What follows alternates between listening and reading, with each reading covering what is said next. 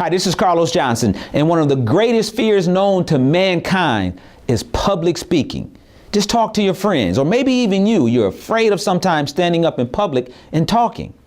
But our project-based learning is one of the tools that we use to instill confidence in our young scholars.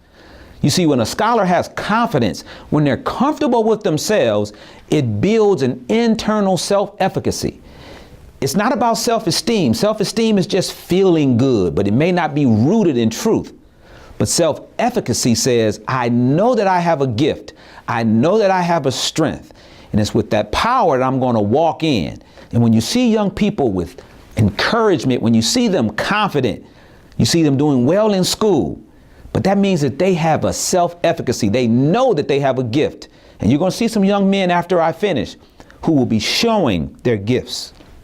Sit back, watch, and enjoy. My name is Kamar Vaughn. My name is Chase Wilson. My name is Ajay Davis. And my name is Michael Livingston, and this is MLA News.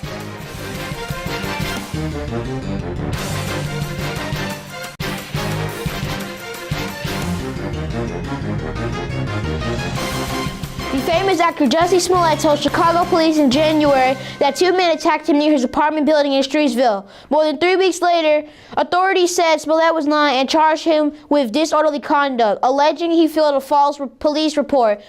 On March 26, prosecutors announced they were dropping all charges against Smollett and said he had been consistent and truthful from day one. The show Empire continued on air on March 15th at 8 p.m. Now on to immigration with Kamar Vaughn. Kamar? What happens to children when their parents are deported? How do these deportations, now more numerous than ever, affect families in the communities in which they live? Immigration enforcement shapes family life in the United States, both among immigrants and mixed-status families in their wider communities. Even as the United States failed to pass comprehensive immigration reform in the past decade, it has taken a hardline stance on immigration enforcement, particularly in targeting unauthorized immigrants living in the country. Between 2005 and 2010, 87% of processed cases in New York City of individuals with citizen children resulted in deportation. Now to Chase Wilson with gun violence in schools. Gun violence has a devastating impact on American children and teenagers. There is an average of 51 American children and teens shot every day.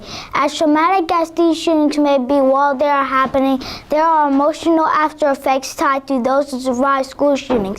For example, on February 14, 2018, 14 students and 3 staff members were killed at Marjorie Douglas High School in Parkland, Florida. 1 year later, 2 students who survived the terrifying experience took their own lives. The cause was survivor's guilt, which is a mental condition that occurs when a person believes he or she has done everything wrong by surviving a traumatic event when others did not. So parents, if your child has experienced trauma in any way, a trained therapist is certainly required.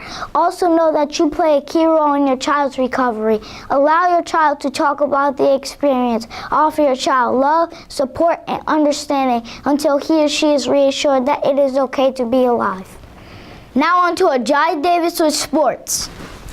The 2019 men's basketball tournament, also known as March Madness, started March 19th, ends April 8th.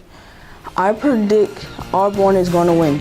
And this has been another edition to MLA News. Thank you for watching, and that's a wrap.